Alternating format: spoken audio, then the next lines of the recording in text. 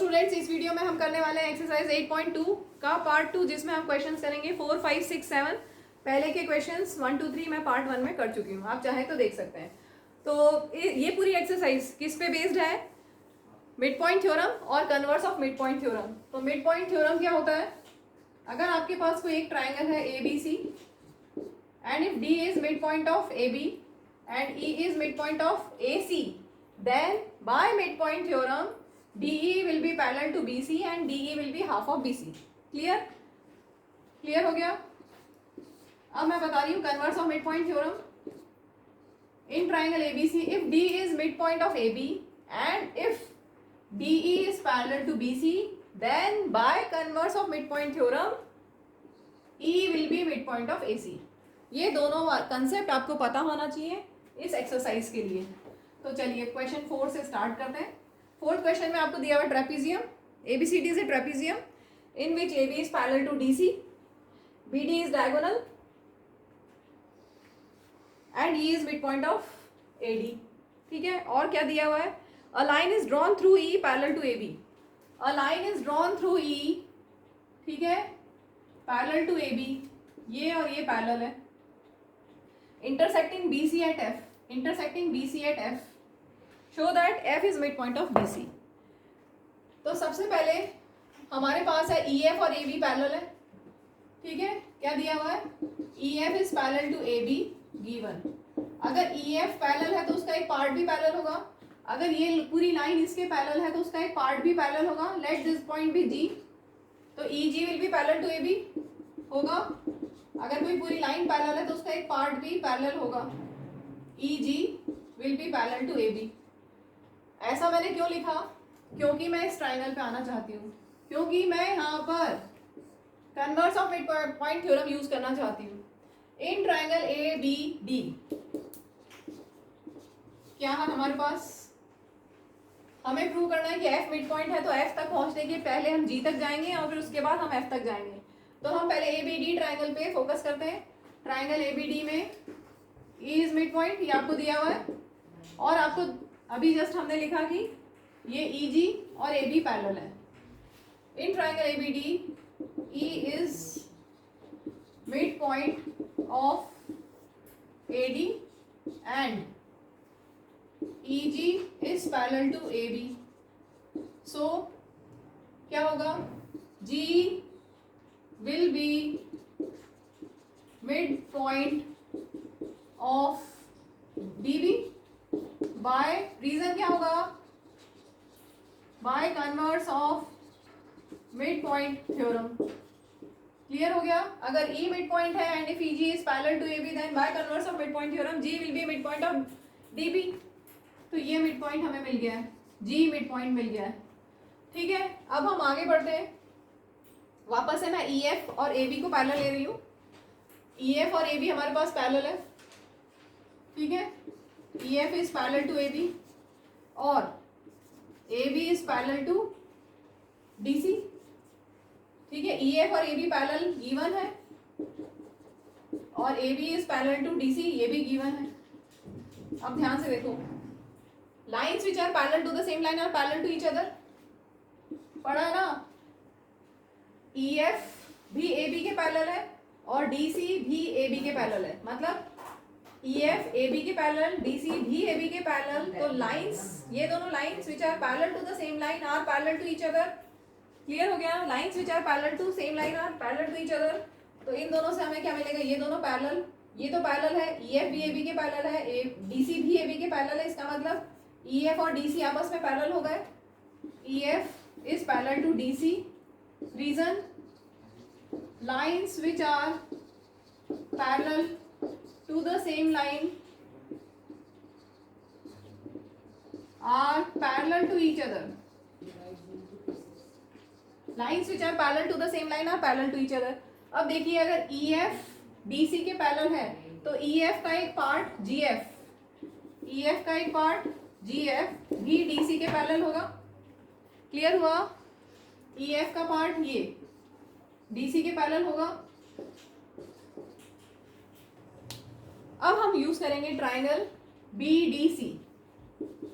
इन triangle BDC क्या क्या आपके पास है, G F is parallel to D C and G is mid point of B D. So वापस से हम क्या यूज करने वाले हैं, converse of mid point theorem. क्या होगा, अगर जी मिड पॉइंट है डीसी का और जी एफ और डी सी पैरेलल है, तो by converse of mid point theorem क्या हो जाएगा, F is mid point of B C. Reason, by converse of mid point theorem. तो दोनों पार्ट में हमने ए बी डी ट्राइंगल में भी converse of mid point theorem use किया और बी सी डी ट्राइंगल में भी हमने converse of mid point theorem use किया है। क्लियर हो गया। Moving to next question. In a parallel, question number 5, in a parallelogram ABCD parallelogram given है। आपको क्या गिवन है, E and F are mid points of sides A B and C D respectively. इसके बाद हमें एक डायगोनल बी डी के ऊपर अगर आप देखेंगे तो line segment A F and E C trisect B D, ये आपको प्रूव करना है। इसका मतलब क्या हुआ, इसको समझ लो। Trisect means 3 equal parts, bisect मतलब 2, बाय मतलब 2, ट्राई मतलब 3, ठीक है, सेक्ट मतलब कट करना। तो ट्राइसेक्ट 3 इक्वल पार्ट्स में कट हुआ है बी डी। कौन कट कर रहा है, A F and E C. A F और ई सी इस बी डी को 3 इक्वल पार्ट्स में कट कर रहा है, means D P equal to PQ equal to BQ, you have to prove. What we have to prove? DP equal to PQ equal to QB. That means we have to prove that AF and EC trisect, मतलब 3 equal parts में BD को divide कर रहे हैं ये दोनों। Clear हुआ। क्या प्रूव करना है, आपको दिया हुआ है पैरेललोग्राम ABCD, उसी से हम स्टार्ट करते हैं। Since ABCD is a parallelogram, तो क्या होगा, opposite sides equal and parallel होंगी। AB will be parallel to DC and AB will be equal to DC because opposite sides of parallelogram are equal and parallel. अब ध्यान से देखो, अगर AB और DC पैरेलल है तो उनका पार्ट भी पैरेलल होगा, EF और FC भी पैरेलल होंगे, ठीक है।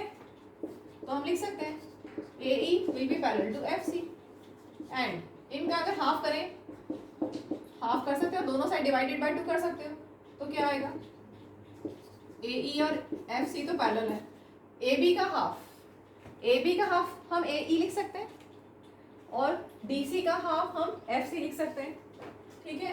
तो AE इक्वल टू FC। अब देखो AE is parallel to FC, AE is parallel to FC and AE is equal to FC, मतलब one pair opposite sides equal and parallel हो गई। दैट मींस AECF पैरेललोग्राम हो गया। तो reason देंगे, since one pair of opposite sides are equal and parallel, so AECF is a parallelogram. Clear. अब अगर ये पैरेललोग्राम है तो remaining pair of opposite sides भी इक्वल एंड पैरेलल होंगी, ठीक है।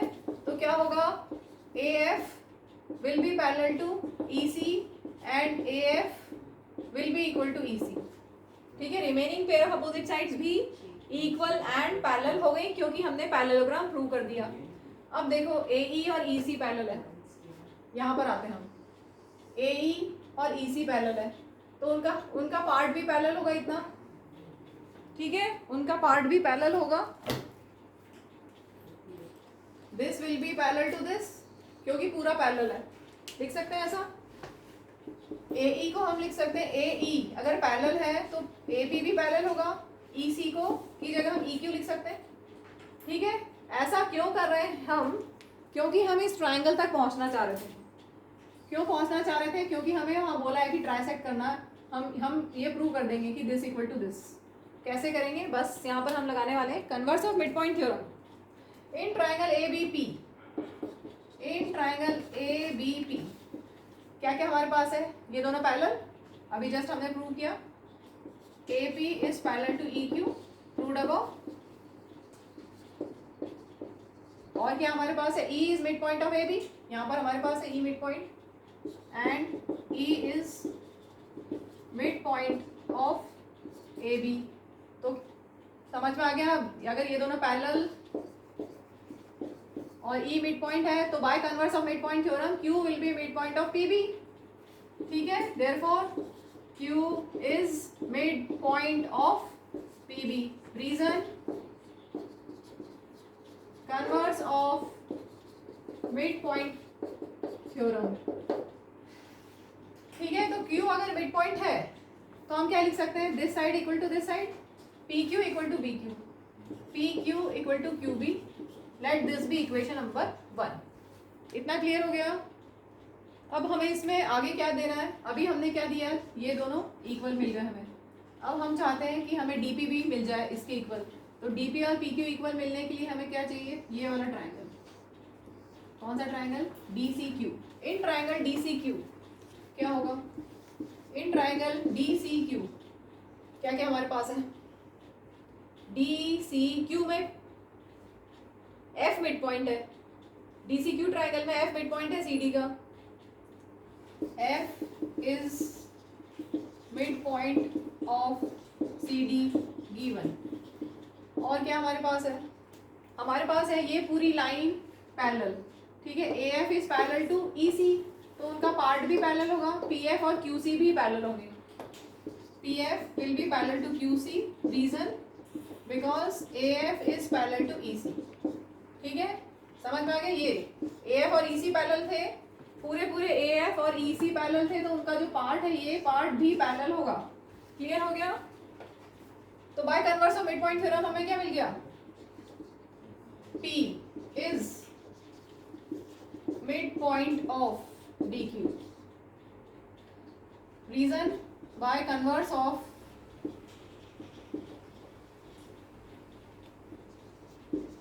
Mid point theorem. ठीक है, अगर P मिड पॉइंट है डी क्यू का, that means DP equal to P Q. Let this be equation number 2। तो फ्रॉम फर्स्ट एंड सेकंड हमें क्या मिल जाएगा, from first and second. First में हमने लिखा था P Q equal to Q B और P Q equal to D P. ठीक है, हमें मिल गया D P equal to P Q equal to Q B. That means ये लिख दो, A F and E C trisect diagonal BD, hence proved. Moving to question 6. Show that the line segments joining the midpoints of opposite sides of a quadrilateral bisect each other. तो यहाँ पर name नहीं दिया हुआ है कुछ भी, तो नेम हमने अपनी तरफ से ले लिया, ABCD क्वाड्रिलेटरल। फिगर भी नहीं है आपके पास, फिगर हमने अपनी तरफ से बना लिया है। कैसा भी बना सकते हैं, 4 साइडेड क्लोज्ड फिगर होना चाहिए, entirely made up of line segments. ABCD quadrilateral, और आपके पास इनके पॉइंट्स मिड पॉइंट्स हैं PQRS हमने ले लिया। Let PQRS be mid points of sides AB BC CD DA respectively. अब हमें क्या शो करना है, line segment joining the mid points of opposite sides of a quadrilateral. Opposite side के मिड पॉइंट्स को ज्वाइन कर दो। ठीक है, समझ में आया। Line segment joining the mid points of opposite sides of a quadrilateral, ये दोनों आपस में बाइसेक्ट कर रहे हैं। ये जो लाइन सेगमेंट है ये आपस में बाइसेक्ट कर रहे हैं, मींस हमें प्रूव करना है this equal to this, this equal to this. ये हमें प्रूव करना है। समझ में आया, क्या प्रूव करना है कि जो लाइन सेगमेंट्स हैं ये बाइसेक्ट करते हैं एक दूसरे को। क्लियर हुआ। तो हमें प्रूव करना है PR and QS bisect each other। दोनों आपस में एक दूसरे को बाइसेक्ट करते हैं, that means OR equal to OP and OS equal to OQ। ये हमें प्रूव करना है। इसमें पहले हमें ज्वाइन करना पड़ेगा, इन पॉइंट्स को ज्वाइन कर देते हैं।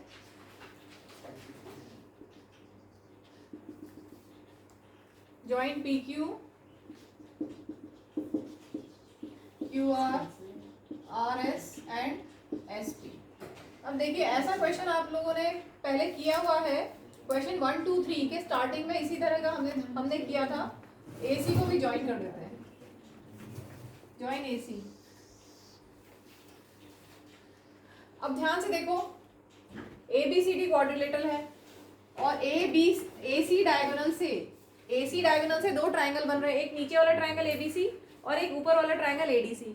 ठीक है, तो ABC ट्राइंगल अगर आप देखेंगे, इन ट्राइंगल ABC आपके पास क्या क्या है, P and Q are mid points, P and Q are mid points of AB and BC respectively. So क्या होगा, PQ will be parallel to AC, PQ will be parallel to AC and PQ will be half of AC by mid point theorem। याद आ गया, triangle ABC में P is midpoint of AB, Q is midpoint of BC, so by midpoint theorem PQ will be parallel to AC and half of it। ठीक है, let this be equation number 1। Similarly दूसरा triangle लेते हैं, इस diagonal से दूसरा triangle क्या बन रहा है, ट्राइंगल ADC में कौन कौन से मिड पॉइंट्स है, S and R, S and R are mid points of किस किस का है, AD and CD respectively. So क्या होगा, SR will be parallel to AC and half of it, SR will be parallel to AC and SR will be half of AC। वही reason by mid point theorem. Let this be equation number 2। तो from first and second क्या मिल जाएगा आपको, from first and second ध्यान से देखिए, PQ is parallel to AC, SR is also parallel to AC।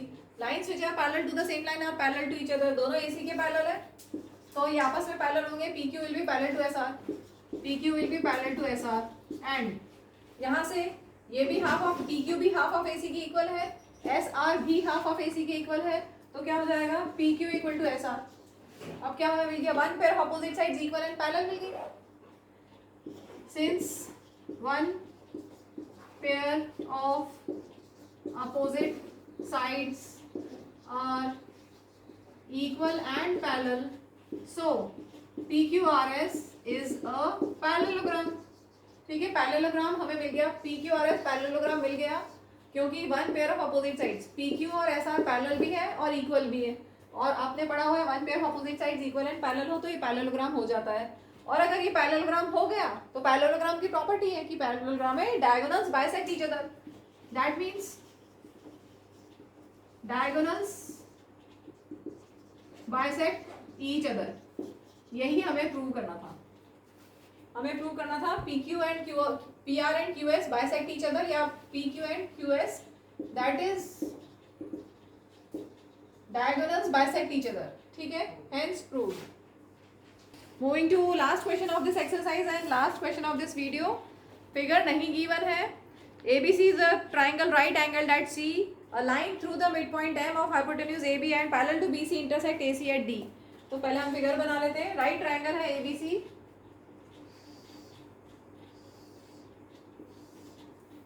Right angle at C।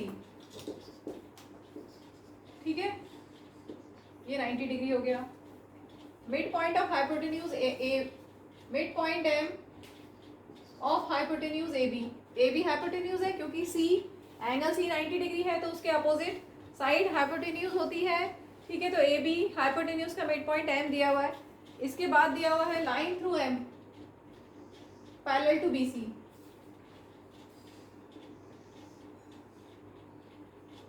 ठीक है, line through M parallel to BC intersect AC at D, ये हमें पैरेलल दिया हुआ है and you have to prove 3 parts. तो हम देखते हैं, यहाँ पर हमें दिया हुआ है ABC ट्राइंगल में, इन ट्राइंगल ABC क्या क्या हमारे पास है, DM is parallel to CB, DM is parallel to CB, और हमें गिवन है M is mid point and M is mid point of AB। So क्या होगा, by converse of mid point theorem, so D is midpoint of AC by converse of midpoint theorem। याद आ गया ना, अगर आपके पास कोई एक ट्राइंगल है जिसमें ये मिड पॉइंट है, ये दोनों पैरेलल है, तो by converse of mid point theorem ये भी मिड पॉइंट होगा इस साइड का, ठीक है, तो हमें मिल गया D is mid point of A C. First part हमारा हो गया। डी मिड पॉइंट है, that means A D equal to D C. ठीक है, इसको भी हम लिख लेते हैं, that means A D equal to D C. अब हमें M D is perpendicular to A C ये प्रूव करना है। M D is perpendicular to A C, तो हम यहाँ पर नेम्स दे देते हैं, एंगल 1, एंगल 2, इधर एंगल 2 और इधर एंगल 3 मैं नेम दे रही हूँ। हमें दिया हुआ ये दोनों पैरेलल है, ठीक है, लाइंस पैरेलल है, तो this will be equal to this होगा। Corresponding angles, angle 1 equal to angle 2, also angle 1 equal to angle 2, reason corresponding angles, क्योंकि DM is parallel to CB और ट्रांसवर्सल कौन सी हुई यहाँ पर, एसी इज ट्रांसवर्सल।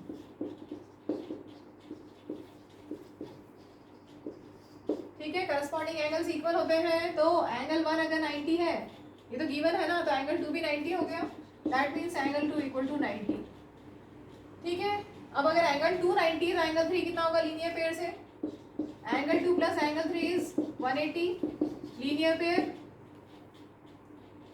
इसकी क्या जरूरत है, एंगल 2 और एंगल 3 की जरूरत नहीं है, एंगल 2 90 आ गया मतलब परपेंडिकुलर हो गया। ठीक है, एंगल 2 कोई भी एक एंगल 90, ये हमें 90 मिल गया है। ठीक है, एंगल 2 90 मीन्स ये परपेंडिकुलर हो गया, तो सेकंड पार्ट हो गया, that means M D is perpendicular to A C. First part अपना यहाँ पे हो गया था पूरा, ये सेकंड पार्ट। अब हम आते हैं थर्ड पार्ट पे। हमें प्रूव करना है C M equal to M A. C M तो ज्वाइन कर ले, C M equal to M A. अगर हम ये दोनों ट्राइंगल्स को कॉन्ग्रुएंट कर दें, ये वाला ट्राइंगल और ये वाला ट्राइंगल, तो सीपीसीटी से दिस इक्वल टू दिस हो जाएगा। तो in triangle A M D and C M D, in triangle A M D and triangle C M D, क्या क्या इक्वल होगा यहाँ पर, इस वाले ट्राइंगल में और इस वाले ट्राइंगल में क्या क्या इक्वल है, DM DM common, DM equal to DM common, और क्या इक्वल है, AD equal to DC, AD equal to DC हमने यहाँ पे प्रूव किया हुआ है, लिख सकते हैं प्रूव्ड अबव। और मैं जो यहाँ लिख रही थी वो भी लिखते हैं हम साथ में, एक स्टेप यहाँ पे जो मैं लिखने वाली थी उसको लिख रहे हैं, क्योंकि वो यहाँ पर हमें रिक्वायर्ड है, angle 2 equal to angle 3 required है। तो एंगल 2 इक्वल टू 90 के बाद एक स्टेप और कर लो। ठीक है, यहाँ पे एक स्टेप और ऐड कर लेना प्लीज, सॉरी, ऐड करना है यहाँ पर। एंगल 2 इक्वल टू 90 के बाद angle 2 plus angle 3 180, reason linear pair, so angle 2 की जगह 90 लिखेंगे, plus angle 3 is 180, that means angle 3 is 180 minus 90, that is 90। ठीक है, उसको हम यहाँ पर यूज करेंगे। ये एंगल 2 और ये एंगल 3, ठीक है, दिख रहा है क्लियर, ये एंगल 2 और एंगल 3 इक्वल है, ऊपर वाला में एंगल 2, नीचे वाले में एंगल 3, प्रूव्ड अबव। ठीक है, तो side angle side S A S से ट्राइंगल्स कॉन्ग्रुएंट हो गए, triangle A M D is congruent to triangle C M D by S A S congruence rule. Triangles congruent हो गए तो सीपीसीटी से हमें थोड़ा सा रिजल्ट मिल गया है। तो अगर ट्राइंगल्स कॉन्ग्रुएंट हो गए, इसके बाद का स्टेप डायरेक्ट आप लिख सकते हो C M equal to M A by CPCT. अगर ट्राइंगल्स कॉन्ग्रुएंट है तो रिमेनिंग करस्पॉन्डिंग पार्ट्स भी इक्वल होते हैं, तो this side equal to this side हमें मिल गया। अब हमें और क्या प्रूव करना है, इतना पार्ट हो गया। अब हमें प्रूव करना है थर्ड पार्ट में कि ये equal to half of A B. तो ये तो है एम मिड पॉइंट है, since M is mid point of A B, so क्या लिख सकते हैं आप, M A equal to half of A B, therefore C M equal to M A और M A equal to half of A B. तो ये पूरा अपना कंप्लीट प्रूफ हो गया।